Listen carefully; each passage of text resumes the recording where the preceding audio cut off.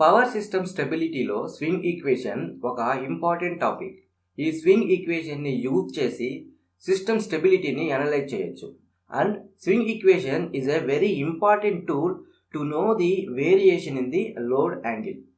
Load యాంగిల్లో variation system స్టెబిలిటీని influence చేస్తుంది. Swing equation ద్వారా ఈ లోడ్ యాంగిల్లోని వేరియేషన్ని తెలుసుకోవచ్చు. ఇప్పుడు స్వింగ్ ఈక్వేషన్ని అతి సులువైన విధానంలో డిరైవ్ చేద్దాం. So let get start our video today. Swing equation డెరివేషన్కి ముందు మనం లోడ్ యాంగిల్ గురించి తెలుసుకోవాల్సి ఉంటుంది. For that let's consider alternator having stator and rotor as shown in the figure. Stator and rotor magnetic fields పిక్చర్లో చూపించినట్లు ఉంటాయి. ఈ stator magnetic field and rotor magnetic ఫీల్డ్కి మధ్య ఉన్న యాంగిల్నే లోడ్ యాంగిల్ అని అంటారు.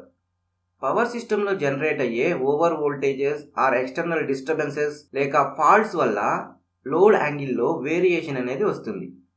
లోడ్ యాంగిల్ 90 డిగ్రీస్ని క్రాస్ చేసినట్లయితే ఆల్టర్నేటర్ సింక్రనిజంని కోల్పోయి అన్స్టేబుల్ కండిషన్లోకి వెళ్ళిపోతుంది. As a result power generation ఆగిపోతుంది. ఈ లోడ్ యాంగిల్లోని వేరియేషన్ని స్వింగ్ ఈక్వేషన్ ద్వారా తెలుసుకోవచ్చు.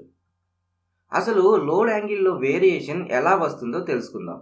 రోటర్ని ఎక్స్టర్నల్గా ప్రైమ్ మూవర్ సహాయంతో రొటేట్ చేస్తాం. ఈ రొటేషన్ వల్ల 2 టైప్స్ ఆఫ్ టార్క్స్ అనేటివి జనరేట్ అవుతాయి. ఒకటి mechanical torque along with rotor rotation. ఈ రొటేషన్ వల్ల స్టేటర్లో ఈఎంఎఫ్ అనేది ఇండ్యూస్ అవుతుంది మరియు కరెంట్ కూడా ఫ్లో అవుతుంది. As a result magnetic field అనేది క్రియేట్ అవుతుంది. ఈ స్టేటర్ మ్యాగ్నెటిక్ ఫీల్డ్కి రోటర్ మ్యాగ్నెటిక్ ఫీల్డ్కి మధ్య అట్రాక్షన్ ఫోర్స్ వల్ల ఎలక్ట్రోమాగ్నెటిక్ టార్క్ అనేది డెవలప్ అవుతుంది. పవర్ని మెకానికల్ ఫామ్లో టార్క్ మల్టిప్లైడ్ బై యాంగులర్ వెలాసిటీగా రాయొచ్చు. అయితే లోడ్లో వేరియేషన్ వచ్చినప్పుడు, అంటే ఓవర్లోడ్ కానీ లైట్ లోడ్ కానీ, ఈ పవర్లో కూడా వేరియేషన్ అనేది వస్తుంది. యాజ్ ఎ రిజల్ట్ టార్క్లో కూడా వేరియేషన్ వస్తుంది. This cause variation in the load angle. క్లియర్గా చెప్పాలంటే సపోజ్ రోటర్ కొంత స్పీడ్ తోటి రొటేట్ అవుతుంది అనుకుందాం. సడన్గా లోడ్ ఇంక్రీజ్ అయినట్లయితే లోడ్కి సరిపడా కరెంట్ని సప్లై చేయాలంటే రోటర్ ఎక్కువ స్పీడ్ తోటి తిరగాల్సి ఉంటుంది. అదే టైంలో హై కరెంట్ వల్ల ఎలక్ట్రోమాగ్నెటిక్ టార్క్ స్ట్రెంగ్త్ కూడా ఇంక్రీజ్ అవుతుంది. దీనివల్ల బ్యాక్వర్డ్ టార్క్ రోటర్ని వెనకాలకి లాగుతుంది. సో ఇలా with respect to one speed swing అవుతూ చివరికి ఒక స్పీడ్ దగ్గర సెటిల్ అవుతుంది. అంటే మెకానికల్ టార్క్ ఎలక్ట్రికల్ టార్క్ ఈక్వల్గా ఉన్న పాయింట్ దగ్గర సెటిల్ అవుతుంది. సో ఈ స్వింగ్స్ని మ్యాథమెటికల్గా స్వింగ్ ఈక్వేషన్ రూపంలో ఇండికేట్ చేస్తాం. స్వింగ్ ఈక్వేషన్ అనేది ఎలక్ట్రికల్ ఫామ్లో ఉంటుంది అండ్ ఈ వేరియేషన్స్ అన్నీ కూడా మెకానికల్ ఫామ్లో ఉంటాయి. స్వింగ్ ఈక్వేషన్ యొక్క డెరివేషన్ సింపుల్గా అర్థం కావాలంటే కొన్ని మెకానికల్ టర్మ్స్ గురించి మనం తెలుసుకోవాల్సి ఉంటుంది. అవి ఏంటంటే యాంగులర్ వెలాసిటీ. సపోజ్ ఒక object with respect to time తోటి కొంత యాంగిల్ చేస్తూ రొటేట్ అవుతుంది అనుకుందాం. దాని యొక్క యాంగులర్ వెలాసిటీ బికమ్స్ dθ/dt. అలాగే పవర్ని మెకానికల్ ఫామ్లో టార్క్ మల్టిప్లైడ్ బై యాంగులర్ వెలాసిటీగా రాయొచ్చు.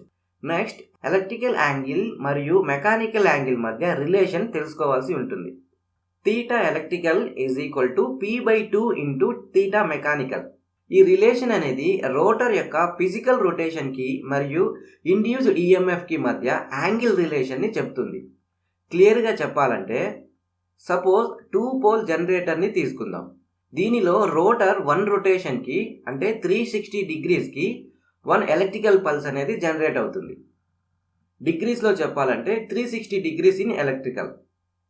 అలాగే ఇప్పుడు 4 పోల్ జనరేటర్ని తీసుకుందాం. దీనిలో 360 డిగ్రీస్ మెకానికల్ రొటేషన్కి 2 ఎలక్ట్రికల్ పల్సెస్ అనేటివి జనరేట్ అవుతాయి.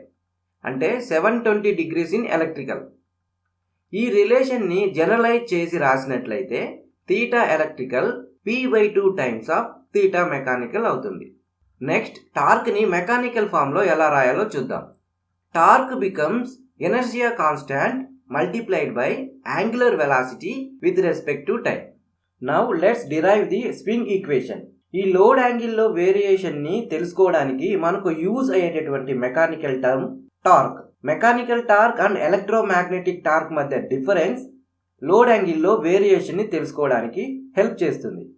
So mechanical torque electromagnetic torque మధ్య వేరియేషన్ని ఇలాగ రాయొచ్చు.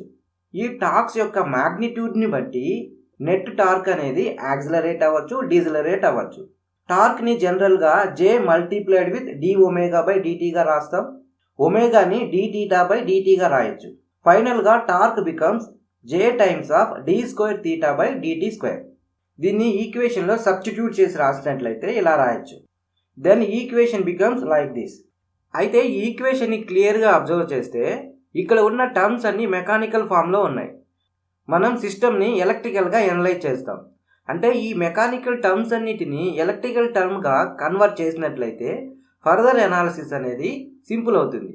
దానికోసం ఈ ఈక్వేషన్ని బోత్ సైడ్స్ ఒమేగా m తోటి మల్టిప్లై చేద్దాం. ఇప్పుడు ఈ మెకానికల్ టర్మ్స్ అన్నిటిని ఎలక్ట్రికల్ టర్మ్స్గా కన్వర్ట్ చేద్దాం. దానికి మనకు 2 రిలేషన్స్ అనేటివి యూజ్ అవుతాయి. ఒకటి θ electrical P/2 times of θ mechanical. అలాగే omega electrical P/2 times of omega mechanical. So ఈ 2 ఈక్వేషన్ని యూజ్ చేసి ఈ మెకానికల్ టర్మ్స్ని ఎలక్ట్రికల్ టర్మ్స్గా కన్వర్ట్ చేయొచ్చు. So equation becomes 2/P multiplied with omega electrical multiplied by J multiplied by 2/P multiplied by d²θ electrical by dt². Right side ఉన్నటువంటి mechanical torque and mechanical angular velocity mechanical power అవుతుంది. అదేవిధంగా mechanical angular velocity electromagnetic torque electrical పవర్ని represent చేస్తుంది. So ఫైనల్గా ఈ ఈక్వేషన్ని rearrange చేసినట్లయితే ఈ రకంగా రాయొచ్చు. ఈ ఈక్వేషన్లో లెఫ్ట్ సైడ్ ఉన్న టర్మ్స్ అన్ని కాన్స్టాంట్ టర్మ్స్. సో ఓవరాల్గా ఈ పార్ట్ని మొత్తం ఒక కాన్స్టాంట్గా ట్రీట్ చేద్దాం. సే m. సో ఫైనల్గా ఈక్వేషన్ని ఇలా రాయొచ్చు. m d²θ electrical upon dt² mechanical power minus electrical power. ఇక్కడ m అనేది ఇనర్షియా కాన్స్టాంట్. ఇక్కడ క్లియర్గా అబ్జర్వ్ చేస్తే ఈ ఈక్వేషన్ ఎలక్ట్రికల్ యాంగిల్ యొక్క వేరియేషన్ని రిప్రజెంట్ చేస్తుంది. మనకు కావాల్సింది లోడ్ యాంగిల్ యొక్క వేరియేషన్. సో దానికోసం ఏం చేస్తామంటే ఈ ఎలక్ట్రికల్ యాంగిల్కి లోడ్ యాంగిల్కి మధ్య రిలేషన్ని డెవలప్ చేద్దాం. సో దానికోసం రోటర్ యాక్సిస్ అండ్ ఈ రొటేటింగ్ ఫీల్డ్ యొక్క యాక్సిస్ వీటి మధ్య రిలేషన్ని మనం తెలుసుకోవాల్సి ఉంటుంది. In alternator rotor axis ahead of stator or rotating axis.